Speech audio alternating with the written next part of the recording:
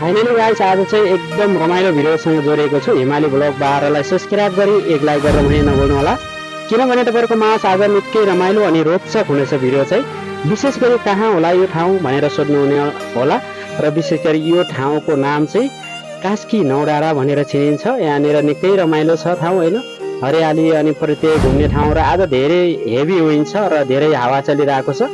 So यतिखेर चाहिँ हेर्नु सक्नुहुन्छ हावा पनि निकै छ र मैले थोरै भिडियो बनाउने कोसिस गरेको छु। आशा छ धेरैभन्दा धेरै माया दिनुहुनेछ आजको भिडियोलाई पनि हिजोको जस्तै।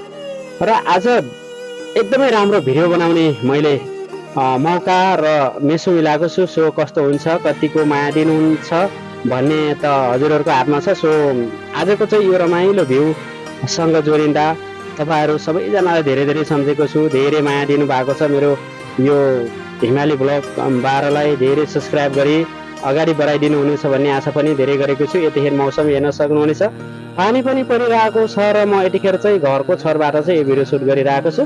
र यो चाहिँ बागलुङ पोखरा हुँदै बागलुङ जाने बाटो हो। यो चाहिँ अब धेरै ठाउँ छ, नामहरू भन्नु पर्यो भने धेरै ठाउँ हुँदै हामी बागलुङ पुगिन्छ। बागलुङ बुर्तिब्याङदेखि उता तमान खोला, अब निसी खोला भनौँ न, यता धेरै ठाउँ हुँदै हामी घर पुगिन्छ। सो आजको यो रमाइलो भ्यूमा जोडिने क्रममा एकदमै बिजुली चम्किने सँगै अनि पानी परिरहेको छ, हावा चलिरहेको छ। सो यतिखेर चाहिँ मौसम एकदमै भनौँ न एकदमै डेन्जरै छ भन्नुपर्छ र हेर्दा चाहिँ एकदम रमाइलो देखिएको छ। सो एकदम हावा एकदम विन्ड चाहिँ एकदम भेरी हाई छ र त्यो भएको कारणले गर्दा पनि धेरै गाह्रो हुनसक्छ धेरैजना साथीहरूलाई। सो सबैजनालाई धेरै धेरै सम्झिँदै आज भने यो रमाइलो भ्लगमा जोडिने कोसिस गरेको छु। धेरैभन्दा धेरै माया दिनुहुनेछ भन्ने आशा पनि गरेको छु। त्यहाँनिर एउटा ट्रक बुढिरहेको छ, तपाईँहरूले देख्न सक्नुहुनेछ। सो म चाहिँ यो घरको माथि छरबाट चाहिँ यो भिडियो सुट गर्दैछु र यतिखेर हावा पनि चलिरहेको छ। ल हेर्न सक्नुहुनेछ, हावा एकदम हेभी विन्ड छ। त्यहाँनिर राखेको यो फुलहरू रोपेको पनि निकै हल्लिरहेको छ।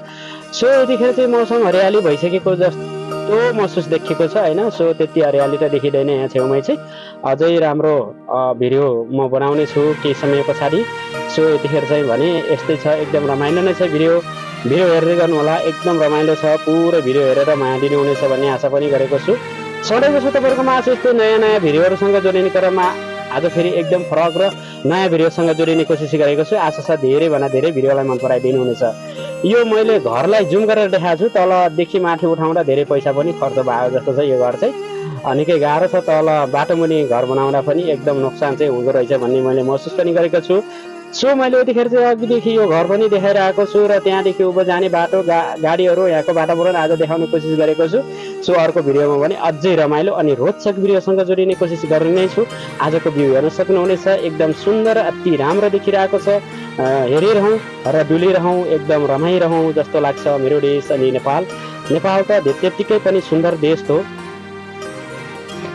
अझै रमाइलो अनि अझै रोचक अझै राम्रा भिडियोहरू लिएर आउनेछु। तपाईँहरूले धेरैभन्दा धेरै मलाई माया गरेर साथ सपोर्ट दिनुभएको छ। अब भने भिडियो हेर्दै गर्नुहोला। अहिलेलाई भने म यो भिडियोबाट छुट्न चाहन्छु, अर्को भिडियोमा पक्कै नै भेट हुनेछौँ। अहिलेलाई भने म बिदा हुन चाहे। अर्को भिडियोलाई पर्खेर बस्नुहोला। च्यानललाई सब्स्क्राइब गर्नु भएको छैन भने सब्स्क्राइब गर्नुहोला भन्न चाहन्छु। यति भन्दै बिदा हुन चाहिन्छ। नमस्ते।